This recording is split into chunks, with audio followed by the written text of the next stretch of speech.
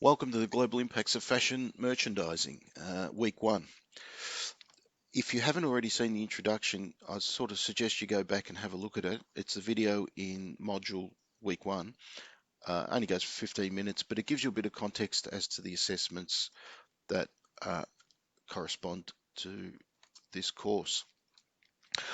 Okay, so I'm going to start off with an image, and I'm going to suggest to you that that image in the center of the page, or screen, I should say, is you, and that you are trying to balance your way through life at the moment because there's great uncertainty in the world across all our societies.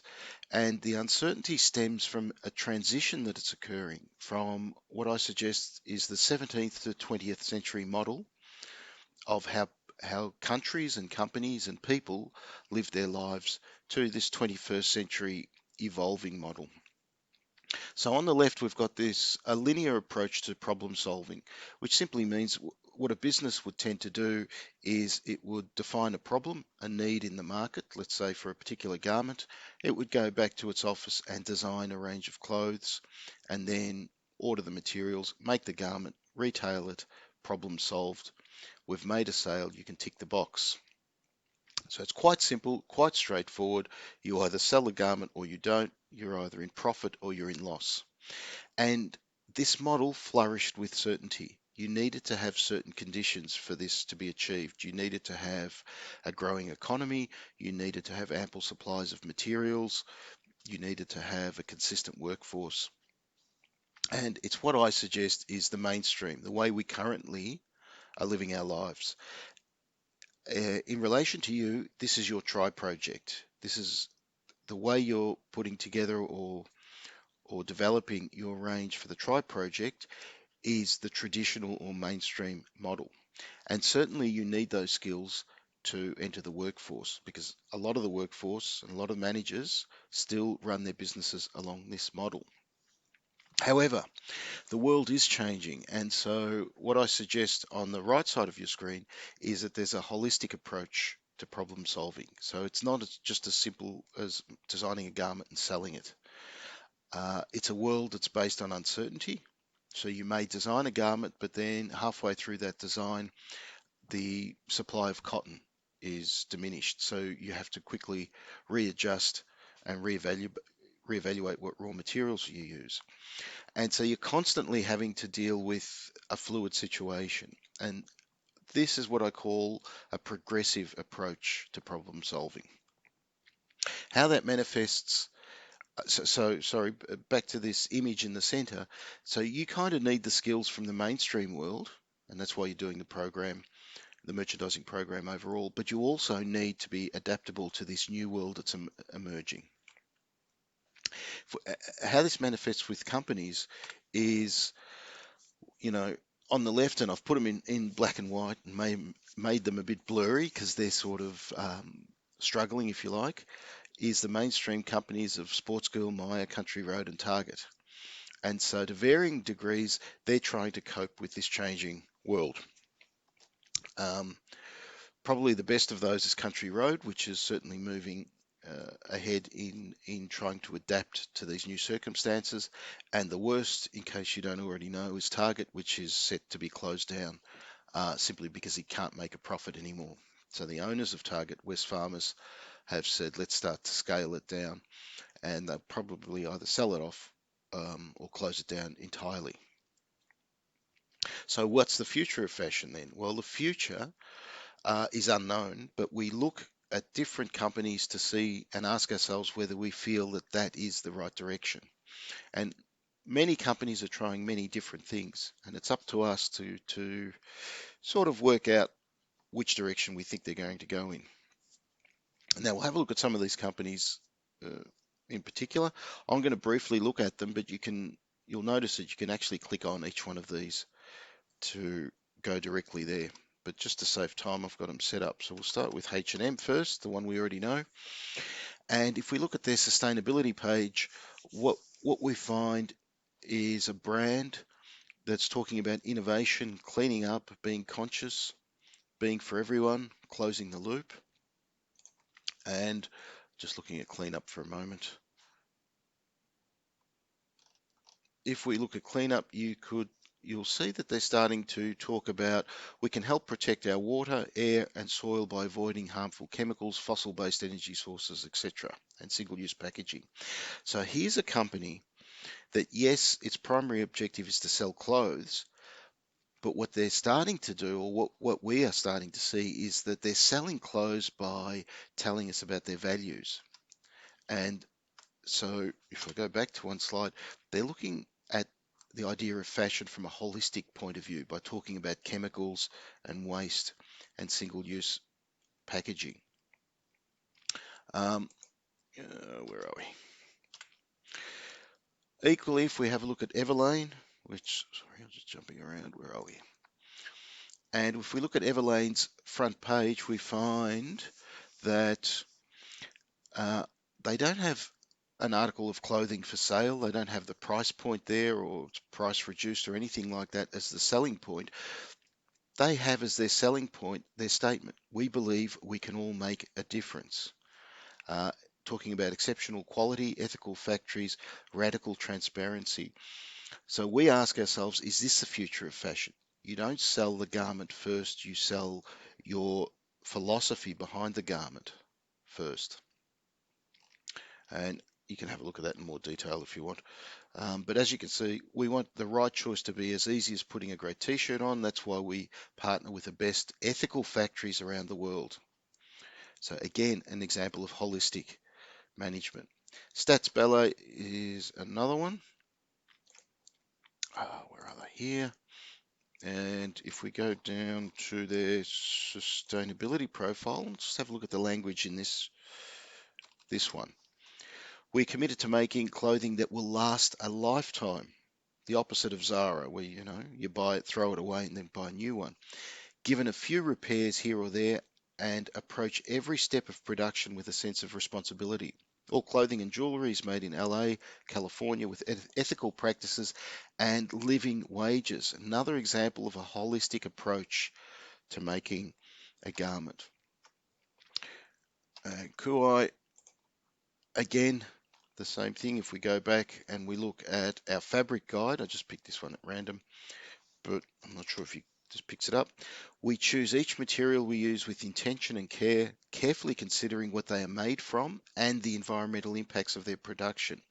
But importantly, we also consider the fabric's overall life, how durable it is, how long it will last, how easy it will be to care for. So the question for us is this the future? Fashion and garments which last a long time. Certainly at the moment, the current model says no, the future is fast fashion, quick disposability. But as I said, what you have to start doing now is not only for the next 17 weeks, but you know, for the rest of your careers, is always be on the lookout for new companies that are perhaps innovative in what they do. Last one I'll look at is Mayette. Mayette is a New York-based luxury brand, and where are we? They were probably one of the first ones to start more than when was it? 10 years ago, 2011. And again, I'll just zoom this in. Mayette, the label, was a pioneer of artisanal collaboration from Mongolia to India, from Peru across to Africa.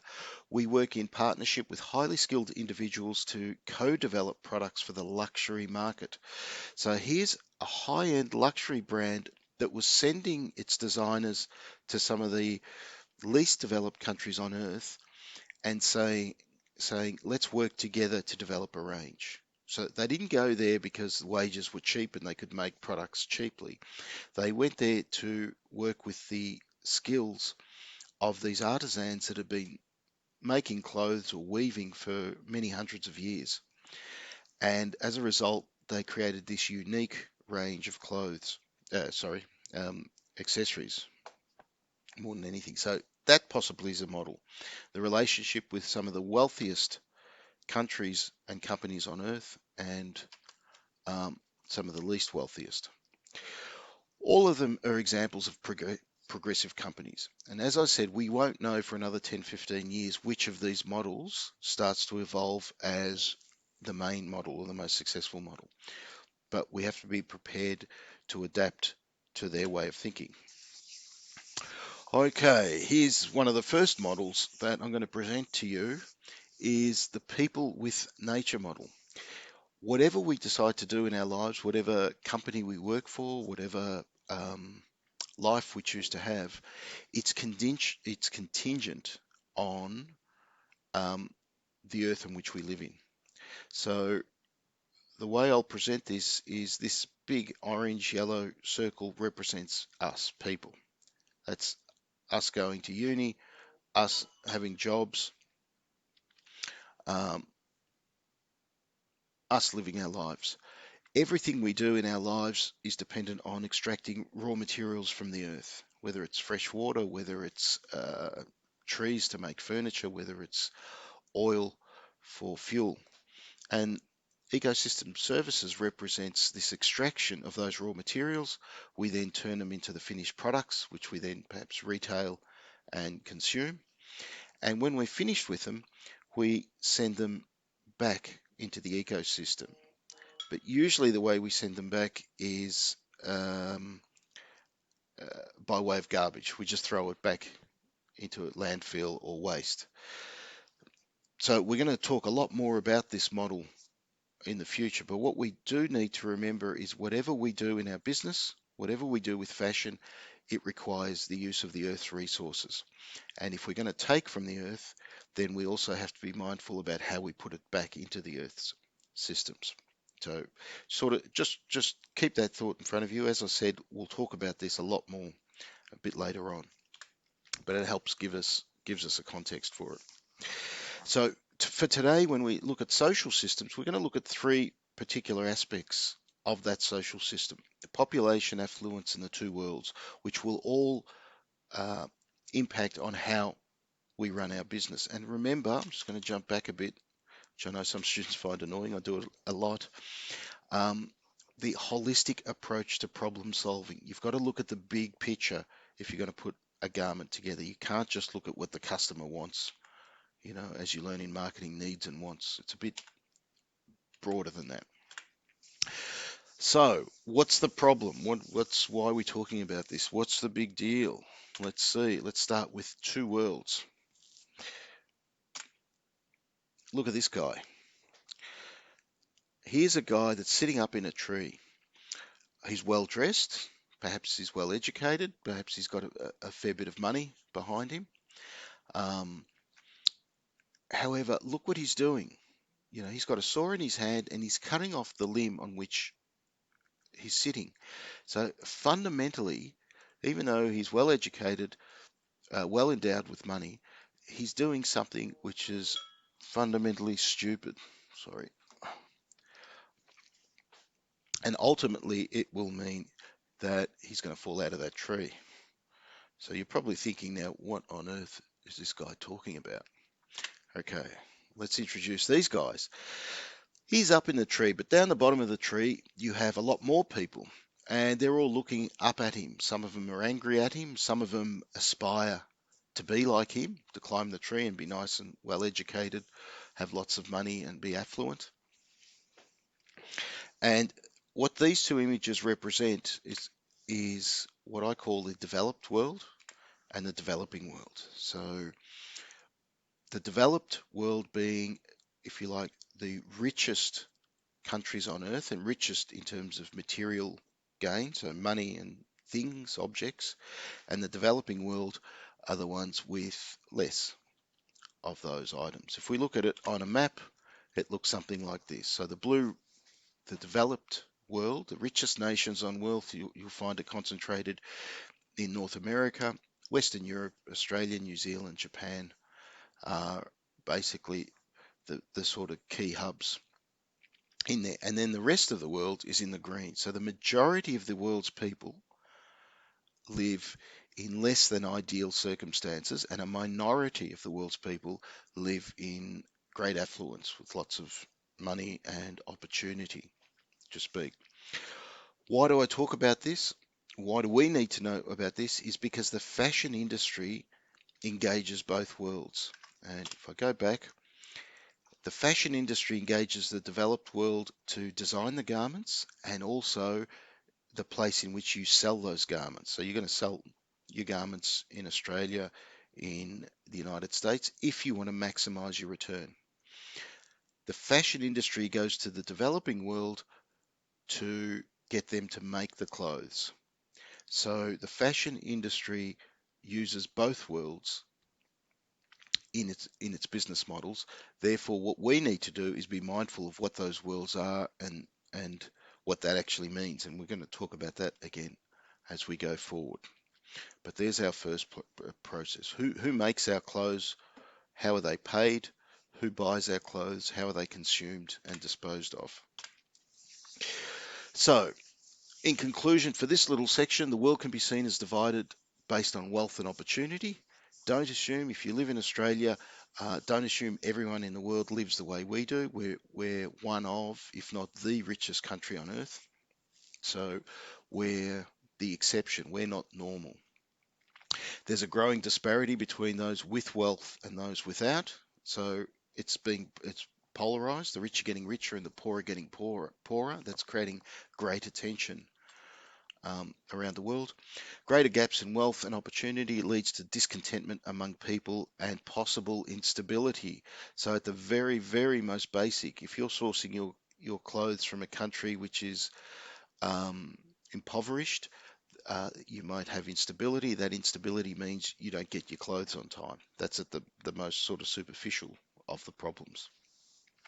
The developed world are consuming the Earth's resources at a rate that will leave less for the next generation. So that was what I alluded to with this guy up in the tree.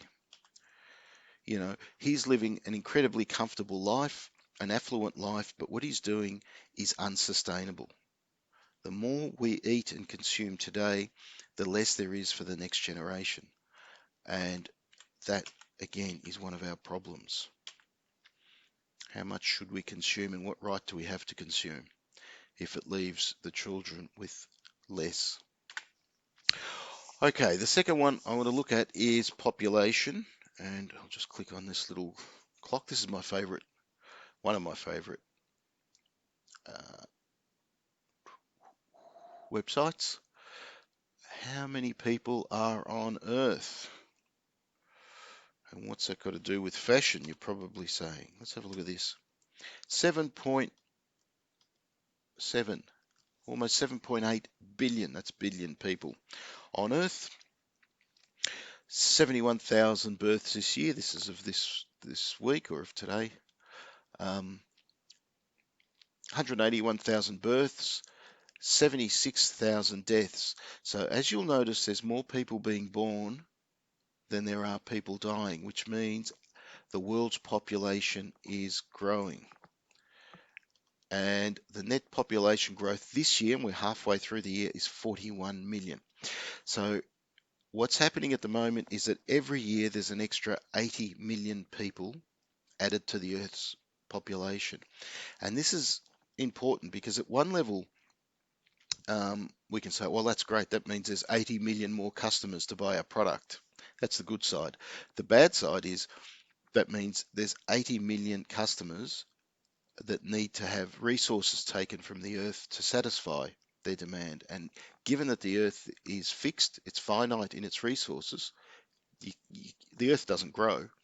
So the more you take things from the earth, the less there are, or there's the less that remains as such.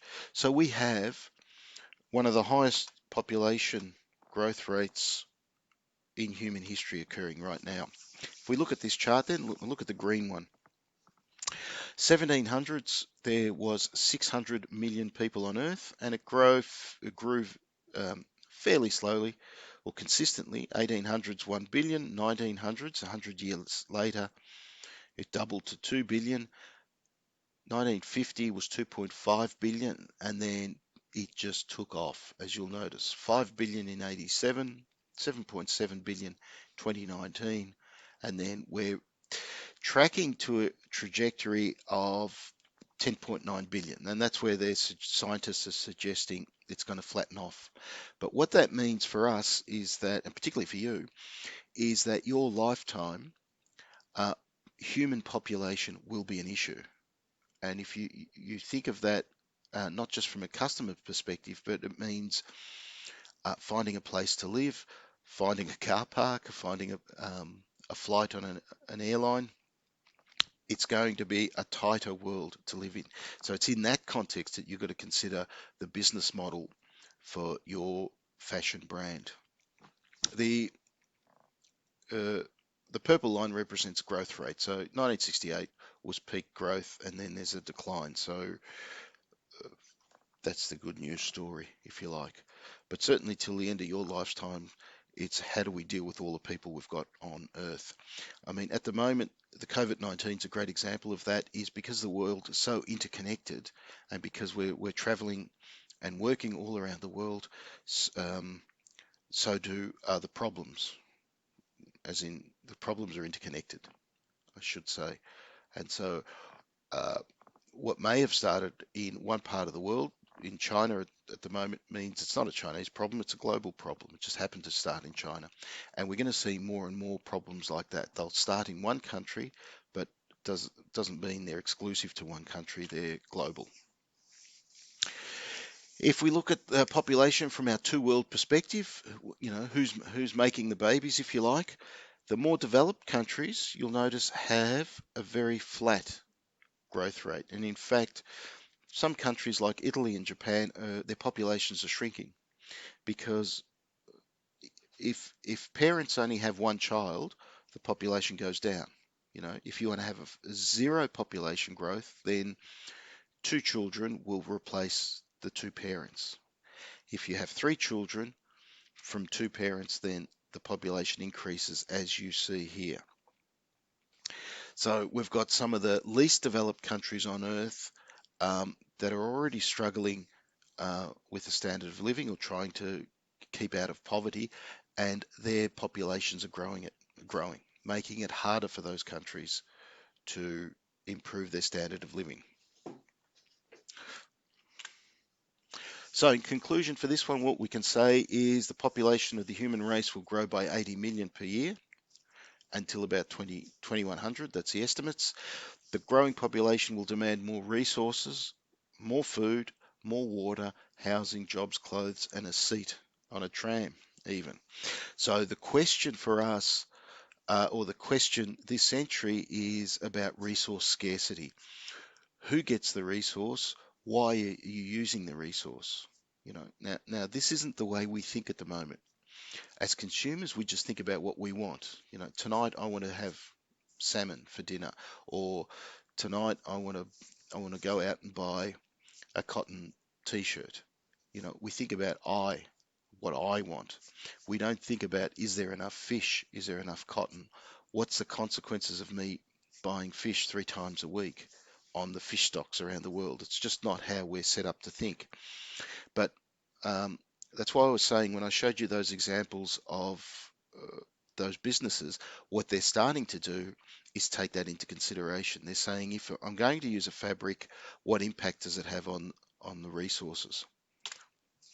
Okay, but more of that later. We'll talk about it as we go forward. The third condition I want to look at is affluence. What's affluence? According to the definition, the state of having a great deal of money or wealth. So money is our third possible problem.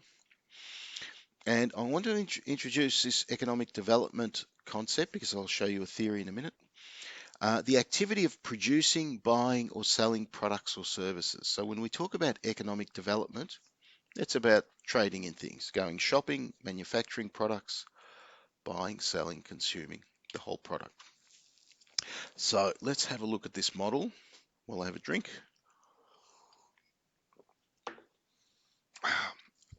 Excuse me. On the x-axis, which is the bottom one going across, we have a time frame of 100,000 years. On the y-axis, on the side, we have low to high economic activity. Excuse me.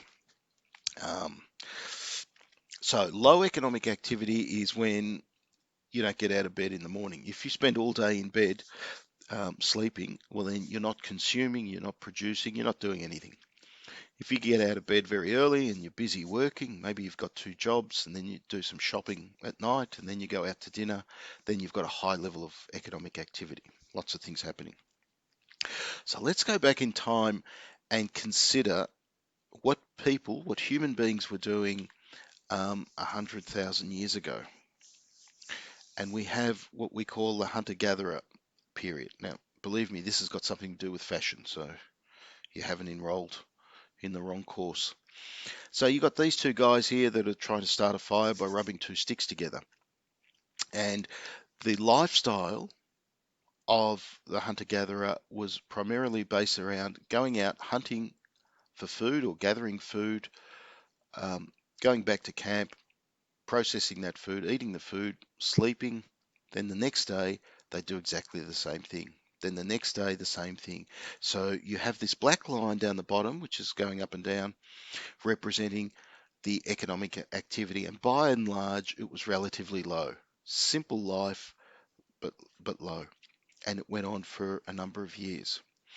Then about 9,500 before Christian era, we saw the transformation of the economy. So people started moving away from being hunter-gatherers to being farmers. And they found that if they actually planted seeds rather than just walk around and picking them off bushes, if they planted seeds, they had more spare time. And what did they do with that spare time? They would start experimenting with other things. So some of them learned how to domesticate animals. Some of them learned how to build houses. And as a consequence of that, that black line starts to increase. The economic activity in that society improves because now we have perhaps one person in the village is a farmer, another person is a house builder, another person looks after animals and such. And this continued around the world until about the 1750s when we had another transformation in the economy and we saw industrialization take effect. And the easiest way to think of industrialization is factories, mass production, these big factories that produce the same product. And by doing so, we get a dramatic increase in economic activity because all of a sudden, everyone can afford a pair of shoes because with factories that produce thousands of shoes per day. And the economic activity increases and so does the quality of life, materialistically increase. By the 1980s, we sort of had a continuation of that, but it sort of evolved into what we call the information age, where now instead of making, shoes, for instance, in factories, we're processing information. And that's every time you get on the internet, every time you type something, you set up a website, you're participating in the information age. And again, we see this dramatic increase in economic activity. Now, in all these stages, before I go into the next stage, what you'll notice is that the time frame is getting shorter. So the hunter-gatherer was considerable, and then agriculture less, industrialization less, information age is less again. Keep that in mind as we go to the next stage. Oh, no, I haven't yet. Oops, sorry. Now I'm going to relate this to the fashion industry. So let's go back to a hunter-gatherer and have a look at this image here, and you might be able to see what they're wearing. And you'll notice that they're wearing animal skins. And why animal skins? Because the main economic activity in that time was hunting for animals. So the fashion industry was based around the predominant economic activity. If you hunt for animals, let's use the skin, we'll make clothes out of them. When the economy shifted to the agricultural stage, so too did the fashion industry. It had to shift, and it shifted to garments made out of agricultural crops that were grown.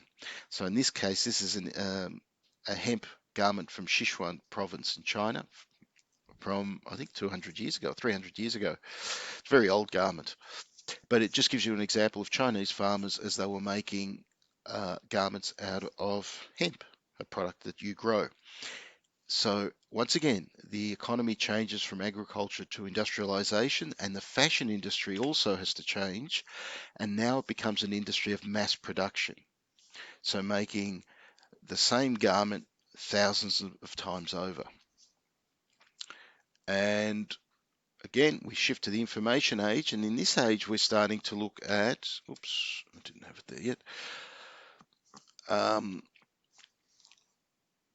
We can look at the technological approach, because with information, we have a great deal of technology, and we have these garments. See what you think of this one.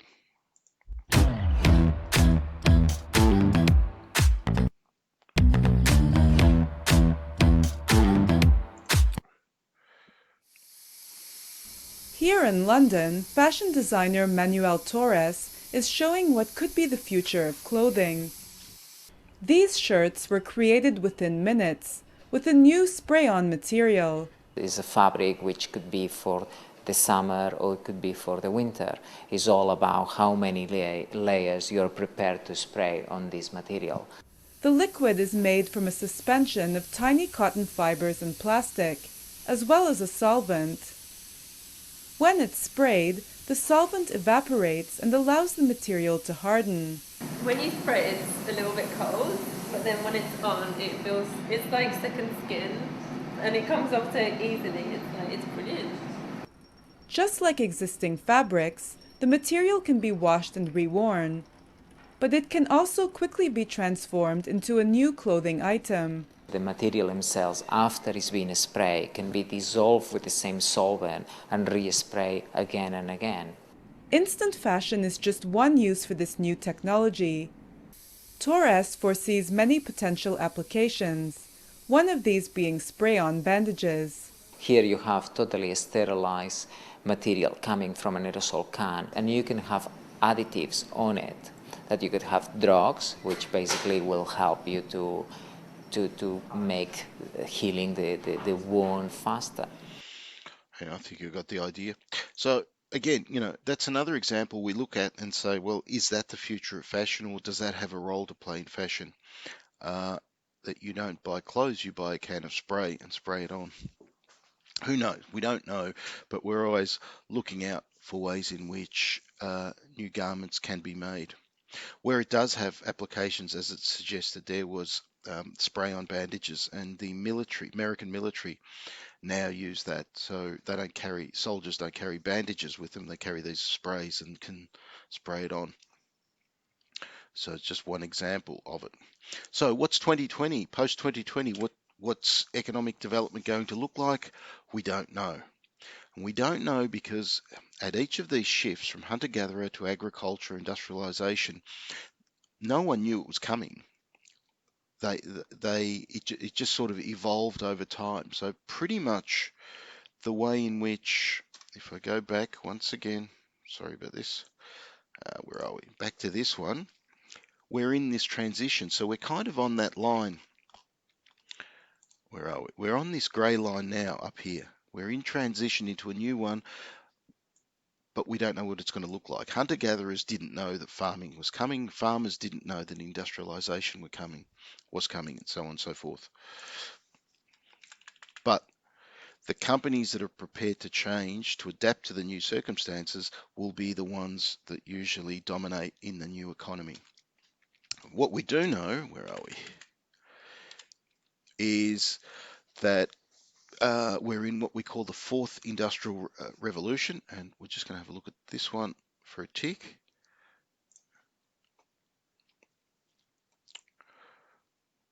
And again, this is dominated by technology.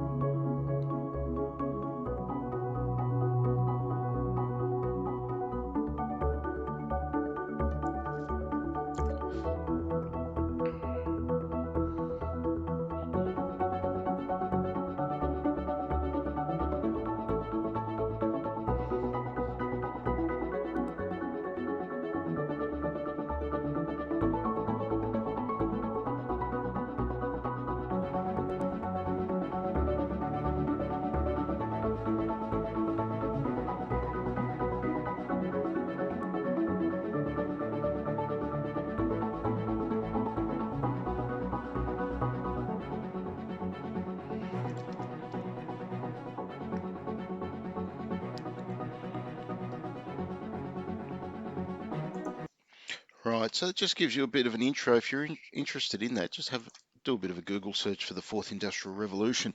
But it's suggesting that your parents' generation saw technology as something that sort of helps you do the job, if you like. Your generation has a more seamless attitude towards technology. It's kind of there, it's part of what you do. So nothing represents that better than the mobile phone that we all have, which is not a telephone anymore. It's much more than that. It's a map, it's a dictionary, it's a communication tool.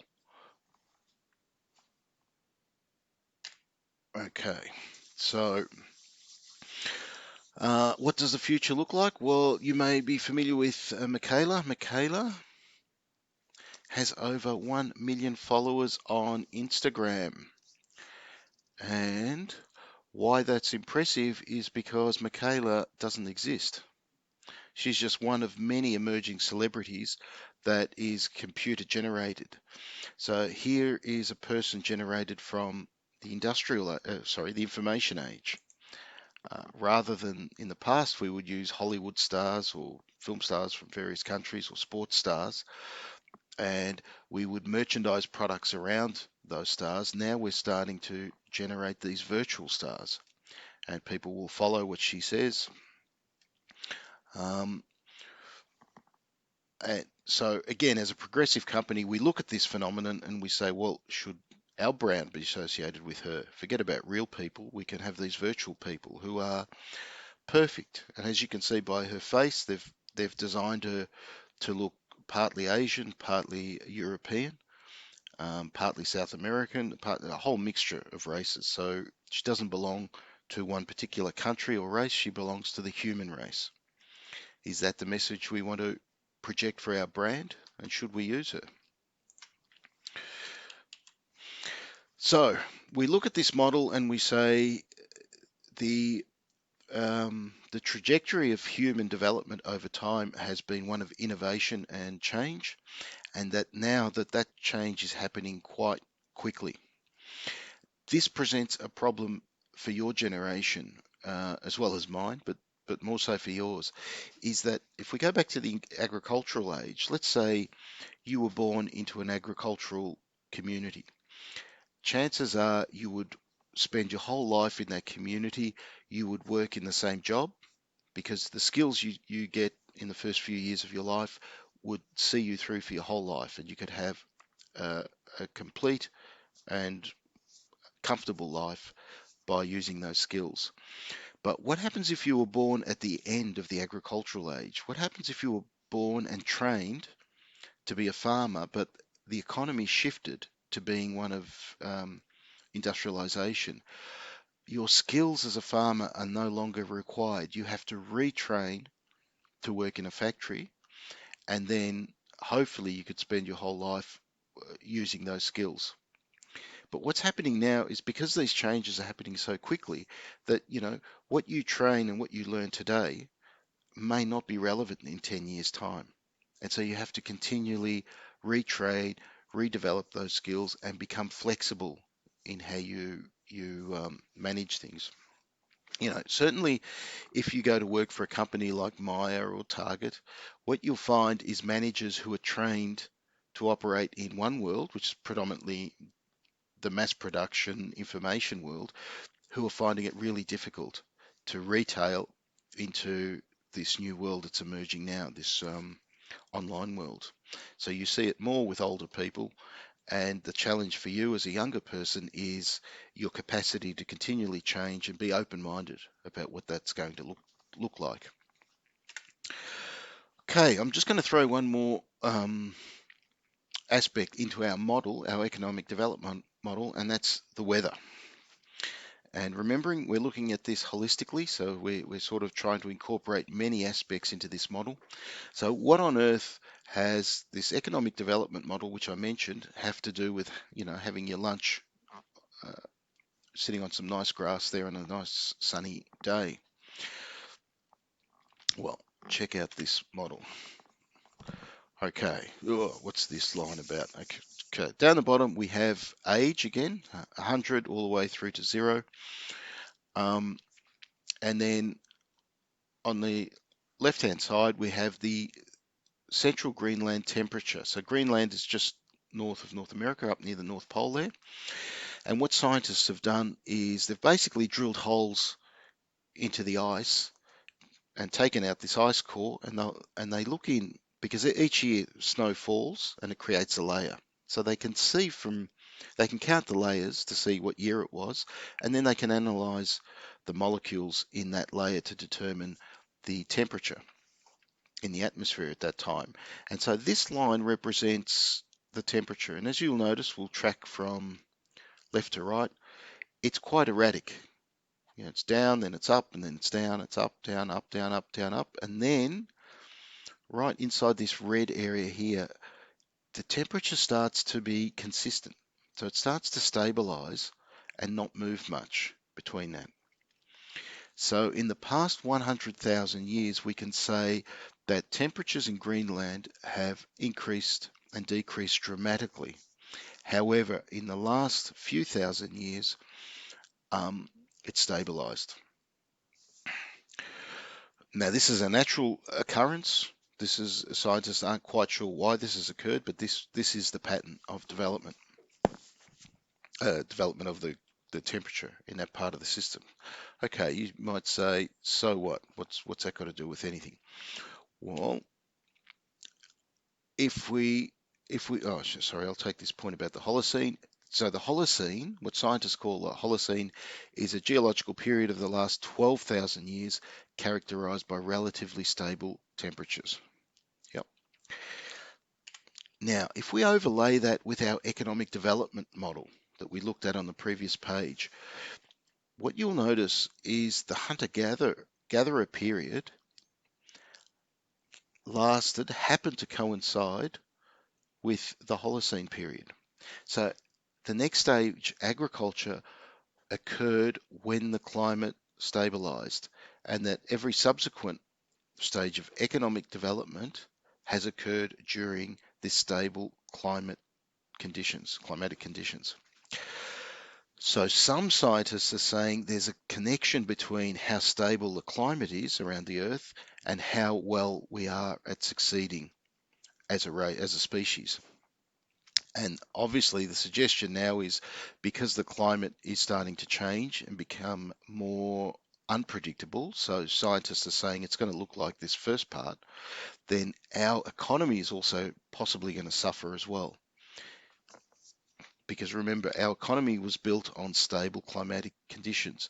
You can only be a successful farmer if you know it's going to rain in winter and you know the sun's going to shine in summer. But if the weather systems start to change, then you've got problems. So what's next? What happens next? So what comes after the Holocene? The Anthropocene. Too many words. This is lecture 1. You think, oh my God. Okay, so the Anthropocene. What is it? The current geological age, viewed as the period during which human activity has been the dominant influence on climate and the environment. Some geologists argue that the Anthropocene began with the Industrial Revolution. So this is an important point. I'll show you a video in a tick which will explain it perhaps better than I can. But, the Holocene, under the Holocene, we humans had to work within the weather, what the weather did. In the Anthropocene, we actually change and influence the weather. So we not necessarily control the weather, but we're the ones that have the power to change it. And this has particular resonance in the business decisions we make going forward. So let's have a look at this one.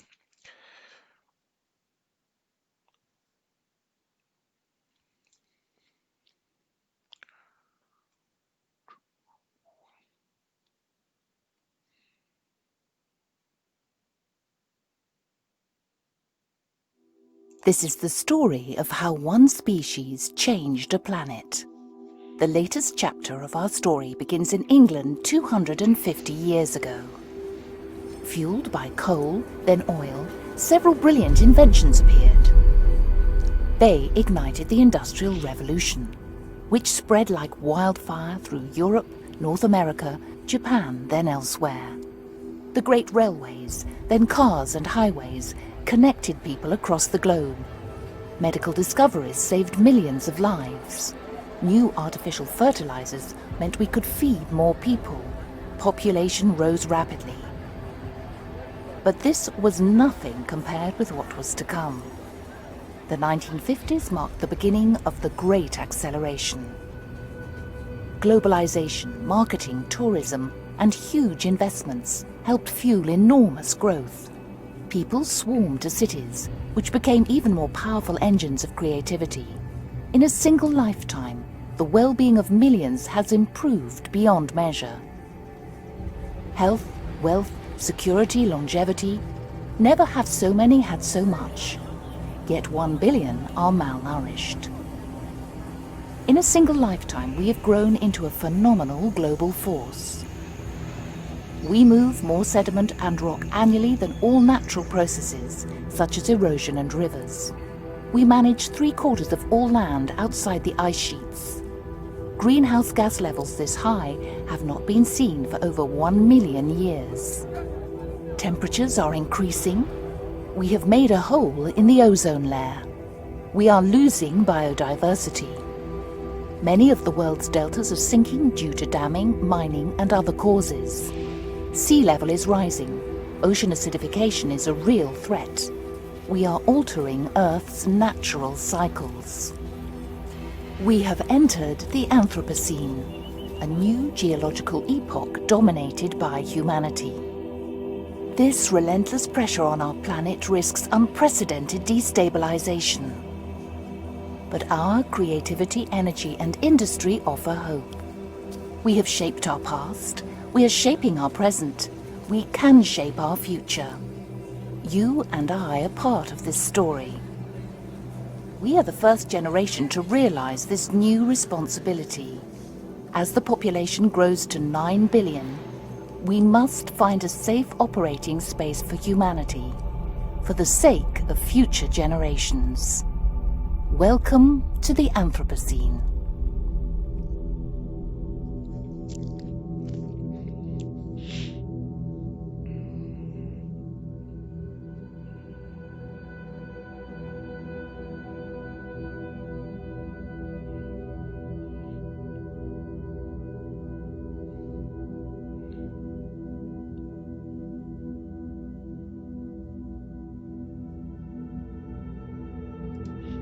Okay. So that, notwithstanding the gloomy music and stuff, suggests that basically what it means is that what I said earlier on is that if you're going to create a garment, you've got to be mindful of what impact it has on the Earth's resources. You can't just simply take what you want and not be considerate of that.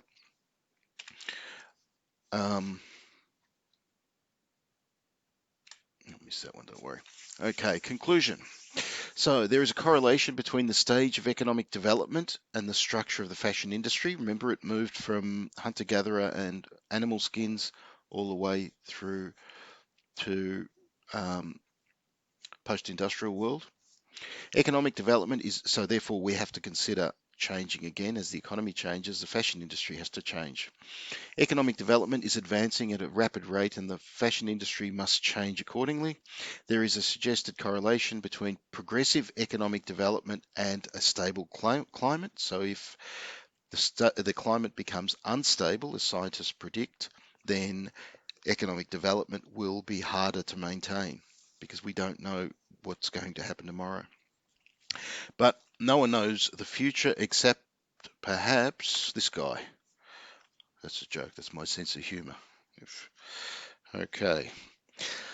Let's move on. So why is the Earth, why is the climate and Earth systems changing?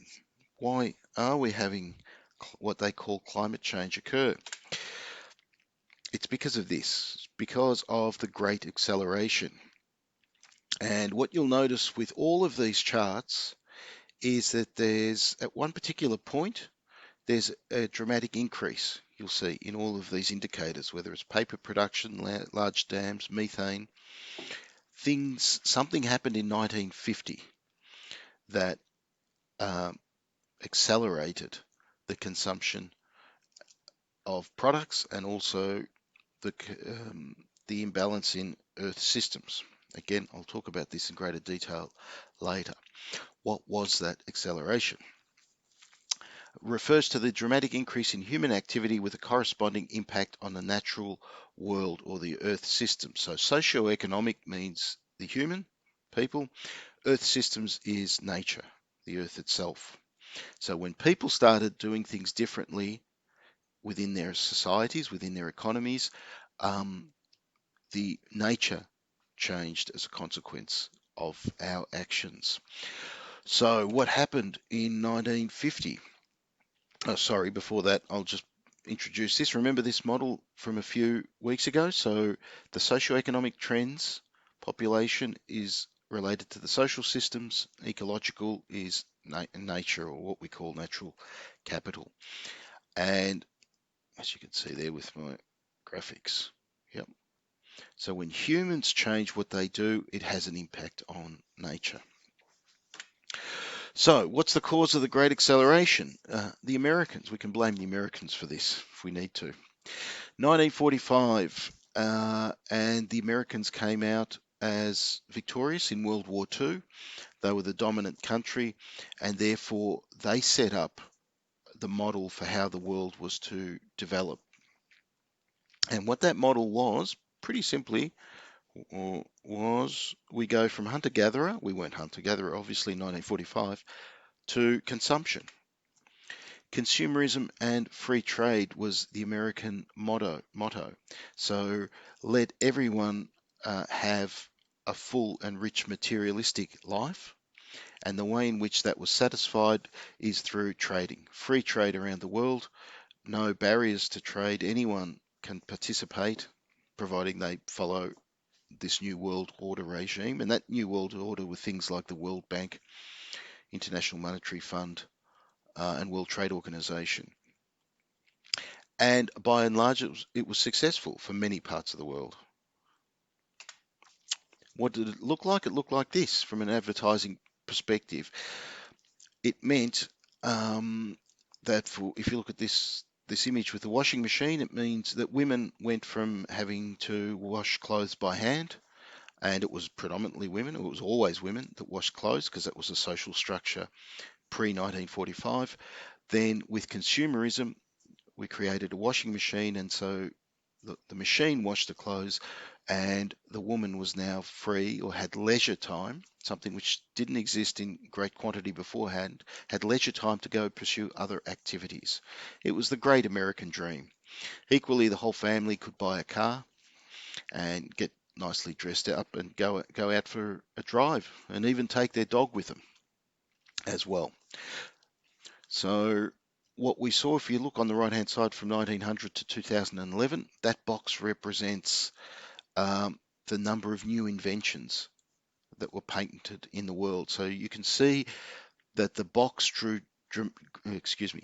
dramatically after 1950 because there was more products out in the world, and with more products came a better standard of living. And so the Americans had the highest standard of living in the world for a great period of time because of this model, which was based around making things and making our lives more comfortable.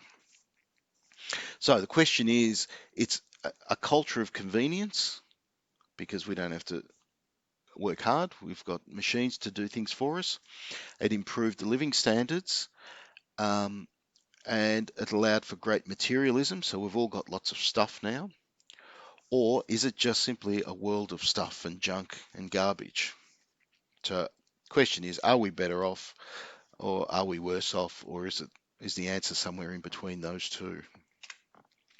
But it is certainly popular as these brands capitalized on this desire to have a materialistically better standard of living. So, look at the sales of these companies. This is last year's sales, I think, by memory. Nike, 39 billion. Inditex, which owns Zara, 28 billion, 23 for H&M. These are very large companies, successful because they produce products that customers want. That's the good side. The bad side is when we throw the stuff away, we have problems. So, to summarize, what our problems are is we have a rapidly growing global population. We said 80, this time next year, there will be an extra 80 million people on Earth, and that they will all want to have breakfast like you had breakfast today. I hope you did. You should have breakfast, yeah. Uh, a world divided between the haves and have-nots, which creates tension. Some people are getting incredibly rich, some are getting incredibly poor. That's not sustainable. At some point, that tension is going to erupt in some way, somewhere around the world. An economic development model hungry for natural resources because we can take stuff out, transform them into products with large global appeal. So the idea of affluence, everyone aspires to this, or many people aspire to this affluent first world way of living, and all dependent on the Earth's natural resources, the people with nature model. So everything that we do requires nature to provide us with trees, water, etc. And all of these become pressure points that we need to consider when we decide what garment we're going to make, with what quality, retail it at what price point, etc. So, you're the people of two worlds, as we said, this traditional world, that's your tribe project, and a future world which is evolving as we speak. And the questions are, what clothes should I make? What should they be made from? Who should make them? Where should I get them made? And why should I merchandise clothes at all? Perhaps there's the future of fashion is something very different. Who knows? Nobody knows. But we've got to start asking these questions. And bearing in mind that we're in this new paradigm, this new world of the Anthropocene, which is fundamentally defined by what we call wicked or super wicked problems. And we're going to talk about these next week in great detail. Where are we? Okay, so I hope you've enjoyed your first lecture. I mean, it was pretty full on. There's a lot in there. We're going to deconstruct this as the weeks go by, or at least revisit it as the weeks go by. So if you're a little bit lost on it, no problem, that's normal.